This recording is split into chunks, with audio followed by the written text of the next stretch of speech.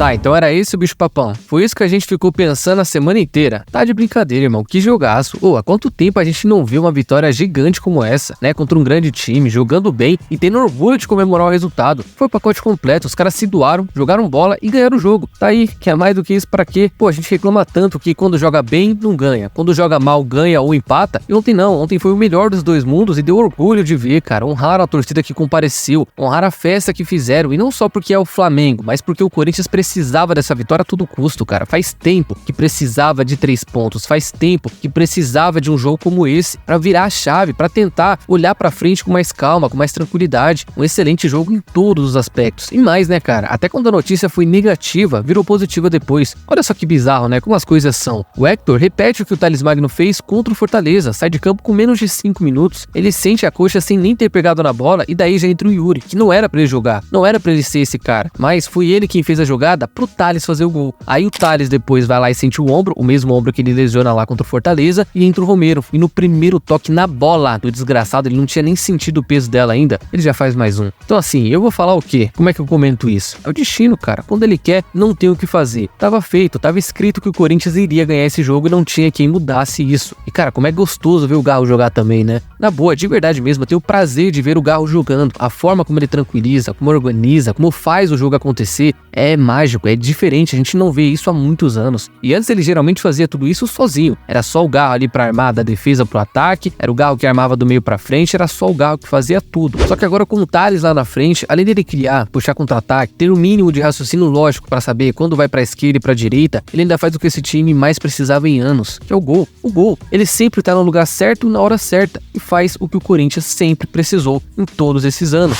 E o Bidu então, cara, outro que caiu nas graças da torcida e graças ao esquema que o Ramon implantou de 3 zagueiros, porque agora ele tem mais liberdade pra criar, pra ser uma opção lá na frente, coisa que ele já fazia lá atrás. Ele sempre foi esse jogador. A diferença é que antes ele tinha que voltar pra marcar e quase sempre não conseguia, deixava um buraco na lateral, então fazia com que o Corinthians sempre tomasse gol por ali. Agora com esse esquema não, ele tem essa liberdade e consegue ser uma opção muito útil pro time. Então o que eu falo, cara, o Corinthians não tem um time ruim. Lógico, depois que ganha também, todo mundo presta, é fácil falar agora, mas eu sempre achei que esses 11 titulares eram capazes de entregar muito mais e ontem mostraram isso. Jogaram bola, correram uns 90 minutos e até cera souberam fazer. Olha só que bizarro isso, cara, coisa que qualquer time de várzea aprende desde cedo. Esse time não tinha a malícia de saber o que fazer em jogo grande. O Romero, por exemplo, cara, o que eu sempre sentia falta em jogo como esse, eu vi nele ontem. O cara que provoca, que irrita o adversário. Depois do gol, então, ele tava solto, né? Toda hora tentava uma caneta, um chapéu, um drible só pra irritar. Então assim, era isso que eu sentia falta em muitos anos de Corinthians e ontem eu vi. E claro, ele não é dos melhores tecnicamente, nem de longe o mais inteligente, mas é um dos poucos ali que gosta da bagunça, que cresce em jogo grande e que merece o reconhecimento da torcida por isso, tá? E é isso, fiel. Pro nosso azar, o Fluminense também fez a parte dele, ganhou do São Paulo e por isso mantém o Corinthians na zona. Mas assim, como o Brasileirão agora só volta lá pro meio de setembro, né? Porque até lá tem data FIFA, tem a Copa do Brasil com Juventude, eu tenho certeza que todo mundo vai passar a semana muito bem, tranquilíssimo com relação ao brasileiro, porque de 13 jogos só faltam 6 vitórias para as coisas ficarem mais tranquilas, tá? E nós vamos chegar lá. Matamos um gigante que tinha pela frente e vamos em busca de mais. Fechou?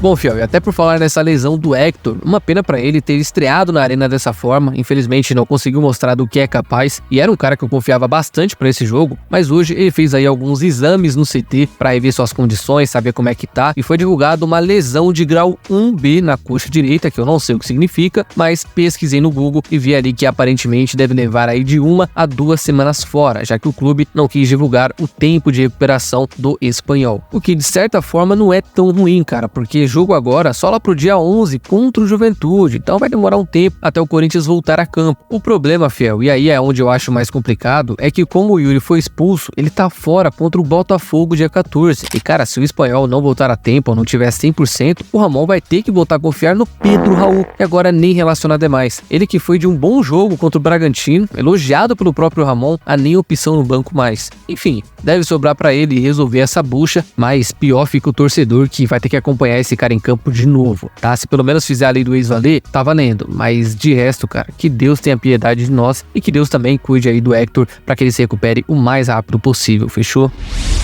Bom, que fica apenas de constatação aqui, porque pouco se fala no trabalho do Fabinho Soldado desde que ele chegou por aqui. Na verdade, ele que fala pouco, né? É um cara de poucas declarações, raramente ele aparece em algumas entrevistas, apesar de estar falando mais nesses últimos jogos. Mas ontem ele foi amplamente elogiado pelo Ramon durante a coletiva e eu faço questão de falar sobre isso, porque o Ramon fala que nos momentos mais difíceis dessa semana foi o Fabinho Soldado quem estava lá mantendo a energia da comissão e do grupo. Além disso, o Ramon também ficou impressionado, fiel, a ponto de dizer que nunca trabalhou com um profissional como ele, que é um dos melhores com quem já trabalhou na carreira inteira. E por fim, ressaltou o trabalho tanto dele quanto do presidente com relação aos reforços, dizendo que estão contentes com quem chegaram e com o elenco que tem em mãos. Então assim, fiel, onde eu quero chegar, tá? Quando o momento era ruim, eu via muitos batendo no Fabinho, culpando o cara disso, daquilo, pela montagem do elenco, por algumas declarações, pelos reforços e tudo mais, e até aí tudo bem, opinião de torcedor, de quem tá de fora, é normal. Agora, quem está dentro e vem a público pra fazer um elogio como esse, é porque o trabalho dele vem sendo bem feito e merece o reconhecimento. Então, meus parabéns ao Fabinho pelo que quer que ele esteja fazendo, que a gente não saiba, porque não é muita dele vir a público, mas quem sabe quando as coisas melhorarem, tanto financeiramente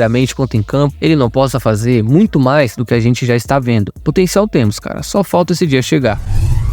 Bom, fiel, a janela de transferências fecha hoje aqui no Brasil, tá? Mas o Corinthians do nada resolveu ir atrás de mais 2 jogadores para fechar o elenco e esses 2, inclusive, não tiveram sequer os seus nomes falados na imprensa nesses últimos dias, tá? Quem diz isso é Samir Carvalho, que na coluna do UOL revelou que se trata do lateral esquerdo Fabrício Angeleri, do Getafe, e do centroavante Carlos Gonzalez, do Tijuana, um argentino e um paraguaio, ambos na faixa dos 30 anos de idade e que o jornalista afirma que devem chegar por empréstimo de 1 ano, tá? Daqui até o meio do ano que vem. Aliás, rola até conversa para um dos dois ser contratado em definitivo, mas por enquanto o empréstimo acaba sendo mais viável pelo pouco tempo que vão ter. E só para detalhar, fiel, o lateral já chegou a ser vinculado no futebol brasileiro há uns anos atrás, quando estava no River e negociou com São Paulo e Vasco. No final das contas, acabou que foi pro Getafe, onde por sua vez ele se tornou reserva, fazendo menos de 30 partidas em 2 temporadas, tá? Quanto ao paraguaio, centroavante do Tijuana, segundo o Samir, ele já tem conversas avançadas com o timão e espera apenas a liberação dos mexicanos para assinar o contrato. Nessa última temporada, por sinal, ele atuou em 35 jogos, praticamente todos do Tijuana, anotando 13 gols e 2 assistências. Nada mal até, né? Antes dessa também, os números foram praticamente iguais, só que com mais jogos. Enfim, fato é que a diretoria trabalhava caladinha para fechar com esses 2 reforços e para posições que nós já temos quantidade. A gente sabe que tanto a lateral esquerda quanto o centroavante nós temos 3 opções cada, considerando aí todos saudáveis, mas falta a preciosa qualidade